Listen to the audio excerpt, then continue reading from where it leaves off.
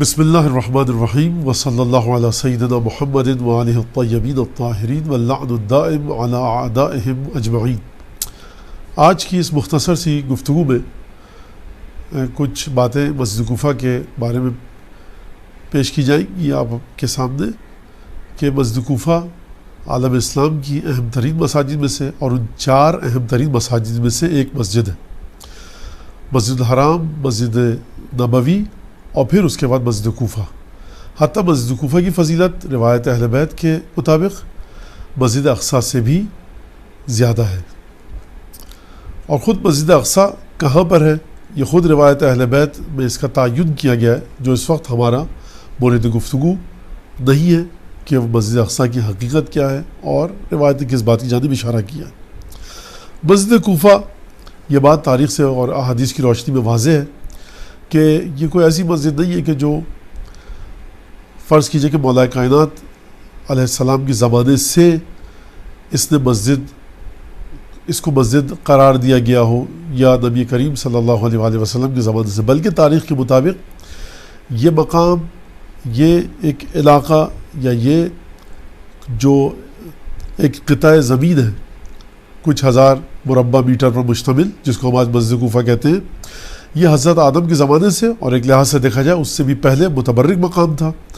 انبیاء نے یہاں پر آ کر عبادت کی ہے، جس میں مقام حضرت خضر، مقام حضرت ابراہیم، مقام حضرت نوح، مقام جبرائیل، مقام امام سجاد علیہ الصلوۃ والسلام،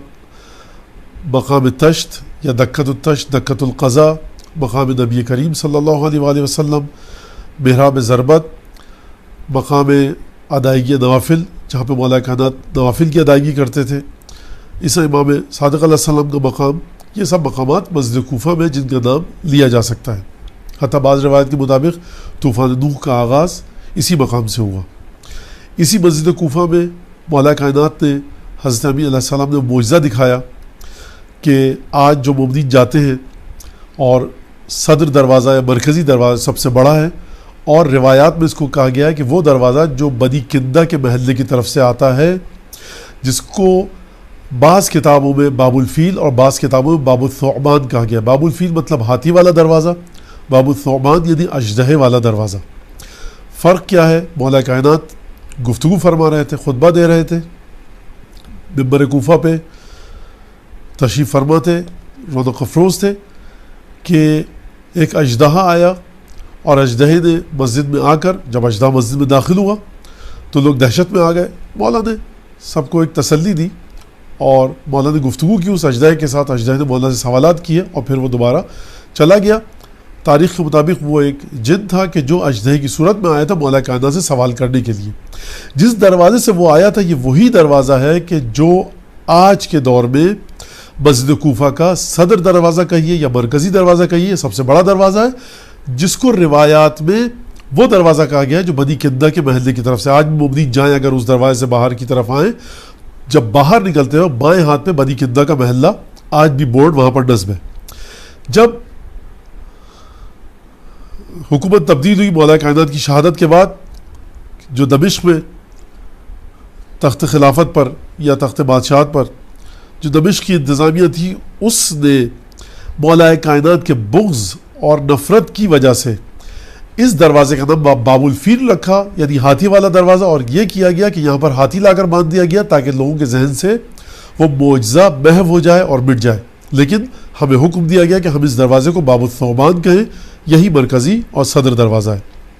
یہ مسجد کوفہ کے بارے میں کچھ گفتگو۔ راوی آتا ہے چھٹے امام جعفر صادق علیہ السلام کے پاس، مولا اس سے کہتے ہیں کہاں پہ رہتے ہو؟ کہا کوفے میں رہتا ہوں۔ مولا نے ایک سوال کیا، کم بینک و بین مسجد کوفہ یکون میلا، تمہارے جہاں تمہارا گھر ہے اور مسجد کوفہ کے درمیان کتنا فاصلہ ہے؟ 1 میل پر ہے؟ راوی نے کہا لا، نہیں 1 میل پہ نہیں، اس سے بھی کم ہے۔ امام نے فرمایا اما لو کنت حاضرا بحضرته، اگر میں اس محلے میں رہتا جہاں پر تم رہتے ہو، لرجوت ان لا تفوتنی فیہ صلاۃ، مجھے امید یہ کرتا ہوں میں، یا میرا جی یہ چاہتا، یا میں یہ کام کرتا، مجھے پسند ہوتا کہ میری ایک بھی نماز فوت نہ ہو مجھ سے اور میں تمام کی تمام نمازیں اپنی مسجد کوفہ میں جا کر پڑھوں۔ یہ روایت اور یہ جملہ کہ مولا کہنا اگر 1 میل سے کم ہے، یہ خود مسجد کوفہ کی عظیم الشان اہمیت کو ہمیں بتلاتی ہے اور یہ روایت بیان فرماتی ہے مسجد کوفہ کی اہمیت کو۔ اچھا، اب کچھ روایتیں پیش کریں گے یہاں پر کہ جو مسجد کوفہ کی فضیلت اور اہمیت پر دلالت کرتی ہے اور مسجد کوفہ میں عبادت کے ثواب کو بیان کرتی ہے اور واضح کرتی ہے۔ امام باقر علیہ السلام فرماتے ہیں کہ لو یعلم الناس ما فی مسجد الکوفہ لا عد له الزاد والرواحل من مکان بعید۔ مولا فرمانا اگر لوگ یہ جان لیتے اور یہ لوگوں کی سمجھ میں آ جاتا کہ مسجد کوفہ میں کیا فضیلت ہے اور مسجد کوفہ کی کیا فضیلت ہے، تو لا عد له الزاد والرواحل من مکان بعید، تو سامان سفر باندھ کر دور دراز کے مقامات سے سفر کر کے مسافرت کر کے مسجد کوفہ کی جانب آتے۔ اور پھر فرمایا امام نے اسی روایت کے تسلسل میں آگے کہ فرض نماز اگر کوئی پڑھے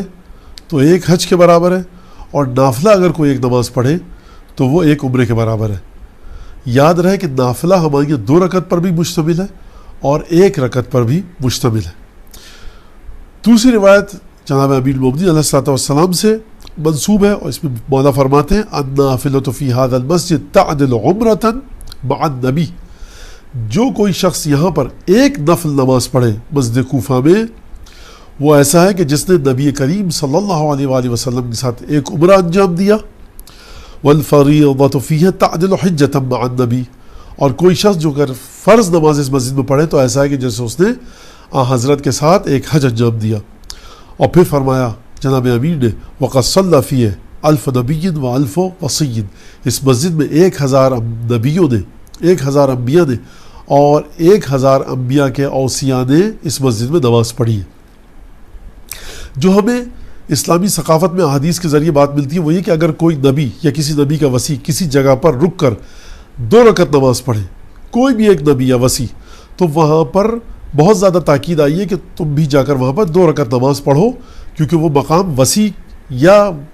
اس وصی کے نبی کا جس کا وہ وصی تھا مقام عبادت ہے، لہٰذا وہاں جا کر نماز پڑھو، ایک متبرک مقام ہے۔ اب سوچئے کہ جس مسجد میں 1000 انبیاء نے اور 1000 اوصیاء نے نماز پڑھی تو اس مسجد کا کیا مقام ہوگا۔ اسی طرح روایت ملتی ہے ہمیں امام جعفر صادق علیہ السلام سے مسجد کوفہ کے بارے میں کہ البرکۃ منہ علی رأس 12 میلا، برکت جو مسجد کوفہ کی جانب آ رہی ہے وہ مسجد کوفہ کے 12 میل کے فاصلے سے وہ برکت کا مقام ہے، اور برکت وہاں پر برکت کا نزول ہو رہا ہے من حیث ما جئت۔ یعنی کیا مطلب؟ یعنی تم جب بھی مسجد کوفہ کا قصد کرو، ارادہ کرو کہ ہم مسجد کوفہ کی طرف جا رہے ہیں،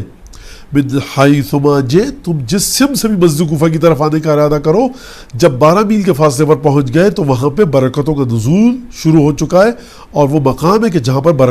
برکتیں نازل ہو رہی ہیں۔ اسی طرح مسجد کوفہ کے بارے میں امام جعفر صادق علیہ السلام سے ایک روایت ہے کہ جس میں امام فرما رہے ہیں کہ ما من عبد صالح ولا نبی، کوئی بھی عبد صالح ایسا نہیں ہے اور نہ کوئی نبی الا وقد صلی فی مسجد کوفان،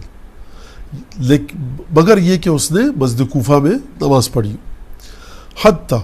یہاں تک کہ امام جعفر صادق علیہ السلام فرما رہے ہیں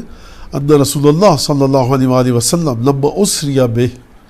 قال له جبریل اتدری این انت یا رسول اللہ الساعہ، یا رسول خدا کیا آپ جانتے ہیں کہ یہ کون سا مقام ہے؟ جس کے بعد حضرت جبرائیل نے رسول خدا کے سامنے بیان کیا، فرمایا کہ انت مقابل مسجد کوفان،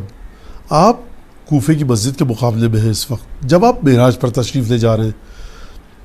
تو نبی کریم نے جبرائیل سے کہا کہ فاستأذن لی ربی حتی آتیہ فاصلی فیہ رکعتین، کہا جبرائیل پروردگار عالم سے میرے لیے اجازت لو کہ میں یہاں پر اتر کر نماز پڑھوں۔ فاستأذن، جناب جبرائیل نے پروردگار عالم سے اجازت لی، فأذن له فحبط فصلى فیہ رکعتین، اجازت ملی، نبی کریم نازل ہوئے، تشریف فرما ہوئے، وجود اقدس نبی کریم اس مسجد کوفہ میں نازل ہوا، اور اس کے بعد نبی کریم نے 2 رکعت نماز پڑھی۔ اور پھر امام جعفر صادق علیہ السلام فرما رہے ہیں وَإِنَّ قِبْلَتَهُ لَرَوْضَةٌ مِّن رِّيَاضِ الْجَنَّةِ، قبلے کی سمت مسجد کوفہ کے جنت کے باغوں میں سے ایک باغ ہے۔ وَإِنَّ مَيْمَنَتَهُ لَرَوْضَةٌ مِّن رِّيَاضِ الْجَنَّةِ، مسجد کوفہ کی دائیں سمت جنت کے باغوں میں سے ایک باغ ہے. وَإِنَّ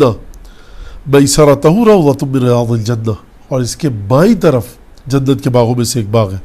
اور پھر فرمایا مولانا چھٹے امام نے وَإِنَّ الصَّلَاةَ الْمَكْتُوبَةَ فِيهِ لَتَعْدِلُ بِأَلْفِ صَلَاةٍ,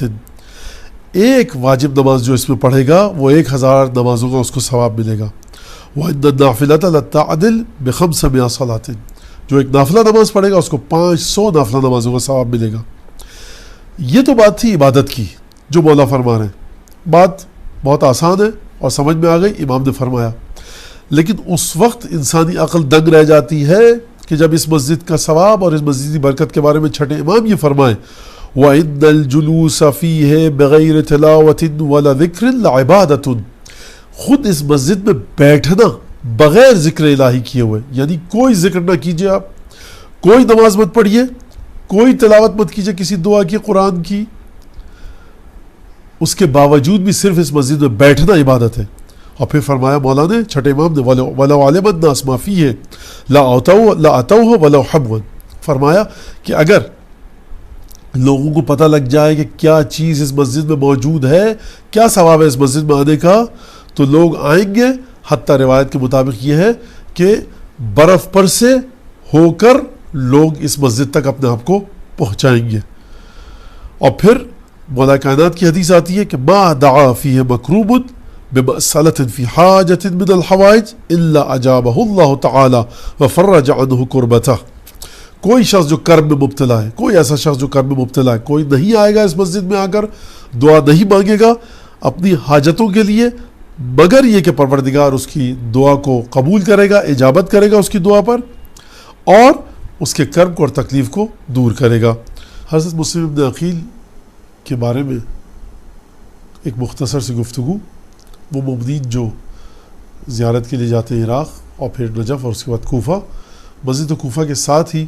حضرت مسلم ابن عقیل علیہ السلام کی قبر مطہر موجود ہے اور حرم ہے حضرت مسلم ابن عقیل کا. حضرت مسلم ابن عقیل اگرچہ روز عاشورہ کربلا میں شہید ہونے والے شہداء میں سے نہیں ہے, لیکن کسی بھی لحاظ سے عظمت, جلالت اور منزلت کو دیکھتے ہوئے شہداء کربلا سے حضرت مسلم ابن عقیل کو جدا نہیں کیا جا سکتا اور نہ ہی کمتر سمجھا جا سکتا ہے. حضرت مسلم ابن عقیل, یہ بات مشہور و معروف ہے اور ہم سب جانتے ہیں کہ حضرت ابو طالب کے پوتے حضرت عقیل کے فرزند. جو روایت ہمیں ملتی ہے کہ ایک دفعہ امیر المومنین علیہ السلام نے رسول خدا صلی اللہ علیہ وآلہ وسلم سے دریافت کیا کہ آپ کیا میرے بھائی عقیل سے محبت کرتے ہیں؟ تو حضرت نے جواب دیا کہ میں عقیل سے 2 باتوں کی وجہ سے محبت کرتا ہوں, اور میری 2 محبتیں عقیل کے ساتھ ہیں. ایک تو یہ کہ میرے چچا ابو طالب محبت کرتے تھے عقیل سے, تو میں اس وجہ سے محبت کرتا ہوں, اور دوسری یہ کہ عقیل کی نسل سے ایک فرزند ہوگا اے علی جو تمہارے بیٹے حسین کی نصرت میں مارا جائے گا اور شہید ہوگا, اور ملائکہ اس پر نماز پڑھیں گے یا درود بھیجیں گے اور نیک اور صالح مومنین اس پر گریہ کریں گے. یہ خود ایک حضرت مسلم ابن عقیل کی منزلت اور عظمت. دوسری منزلت اور عظمت یہ کہ جب سید الشہداء نے حضرت مسلم ابن عقیل کو مکے سے کوفے والوں کی طرف بھیجا تو جو خط لکھا, جو نامہ مبارک لکھا, اس میں لکھا یہ جملہ موجود ہے کہ قد بعثت الیکم اخی وابن عمی ورجلا من اہل بیتی, اور بعض جگہ پر یہ بھی دیکھا گیا کہ معتمدی, کہ میرا صاحب اعتماد, قابل اعتماد شخص, میرا بھائی اور میرے گھر والوں میں سے ایک بھروسے کا آدمی کو تمہاری جانب بھیج رہا ہوں. سید الشہداء کے جملے مسلم ابن عقیل کی عظمت کو بیان کرنے کے لیے کافی ہیں. اور جب مسلم مکے سے چلے کوفے کی جانب تو مدینے آئے. مدینے میں اپنے گھر نہیں گئے بلکہ سیدھے قبر رسول کی زیارت کی, 2 رکعت نماز پڑھی اور اس کے بعد اپنے گھر تشریف لائے اور وہاں سے کوفے کی جانب نکلے. بہرحال اور اس کے بعد حضرت مسلم ابن عقیل کو شہید کیا گیا, ایک دھوکے سے غداری کی گئی, اور حضرت مسلم ابن عقیل کی لاش کو دارالامارہ سے پھینکا گیا. وہ تمام واقعات کہ جو مصائب میں آپ سنتے آئے ہیں. حضرت مسلم ابن عقیل کی زیارت کے بعد جو دعا ہے یہ وہی دعا ہے کہ جو مولا ابو الفضل عباس علیہ السلام کے حرم مطہر میں پڑھی جاتی ہے. یہ بھی ایک اور چیز ہے کہ جو ہمیں ہمارے لیے بیان کرتی ہے اور واضح کرتی ہے کہ حضرت مسلم ابن عقیل کا مرتبہ کیا تھا. ایک اور رشتہ, ایک اور تعلق جو سید الشہداء کے ساتھ حضرت مسلم ابن عقیل کا ہے وہ یہ ہے کہ مسلم ابن عقیل سید الشہداء کے بہنوئی ہیں، جناب رقیہ بنت علی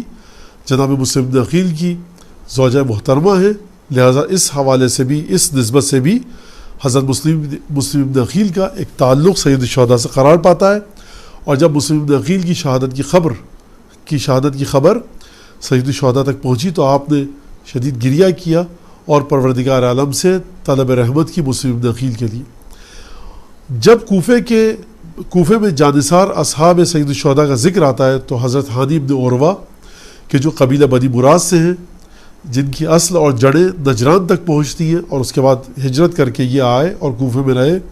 اور قبیلہ مزہج سے تعلق ہے۔ ہانی ابن عروہ نہایت جلیل القدر، نہایت محترم، نہایت متقی صحابیوں میں سے ہیں، اور یہ اپنے قبیلے کے سردار تھے، لیکن دھوکے کے ساتھ ان کو دھوکے کے ساتھ دارالامارہ میں بلایا گیا، اور حضرت مسلم ابن عقیل کی شہادت کے بعد ان کو قتل کیا گیا، اور حضرت مسلم کے سر کے ساتھ حضرت ہانی ابن عروہ کے سر کو شام بھیجا گیا یزید کے پاس۔ حضرت ہانی ابن عروہ کے لیے بھی سید الشہداء نے گریہ فرمایا، لہٰذا مومنین کو چاہیے کہ جب بھی زیارت کے لیے جائیں حضرت مسلم ابن عقیل کی زیارت کے بعد ضرور حضرت ہانی ابن عروہ کی قبر کی زیارت کریں، جانثار اصحاب میں سے ہیں۔ اسی کے ساتھ ساتھ یقیناً اس مرحلے پر نہیں ہے، لیکن تیسری شخصیت جو مسجد کوفہ کے ساتھ ہی مدفون ہے وہ حضرت مختار ثقفی ہے، کہ جنہوں نے بہرحال وہ کام کیا کہ جس سے اہل بیت کے چاہنے والوں کو خوش کیا، یقیناً اہل بیت کو خوش کیا اور قاتلین سید الشہداء سے انتقام لیا، لہٰذا مومنین کے لیے سزاوار ہے کہ وہ جب بھی جائیں تو حضرت مختار کی قبر پر جا کر ایک فاتحہ کی قرات فرمائیں اور فاتحہ کا ثواب حضرت مختار کو ہدیہ کریں۔ یقیناً حضرت مختار کا مرتبہ حضرت مسلم ابن عقیل کے بعد حضرت ہانی ابن عروہ کا مرتبہ، اور اس کے بعد حضرت مختار۔ تو یہ وہ 3 قبریں کہ جو مسجد کوفہ کے ساتھ ساتھ ہیں، اور مومنین کو چاہیے کہ ان کا احترام کریں اور معرفت حاصل کریں حضرت ہانی ابن عروہ کہ جو جانثار اصحاب میں سے سید الشہداء کے، اور حضرت مسلم ابن عقیل۔ وآخر دعوانا ان الحمد للہ رب العالمین۔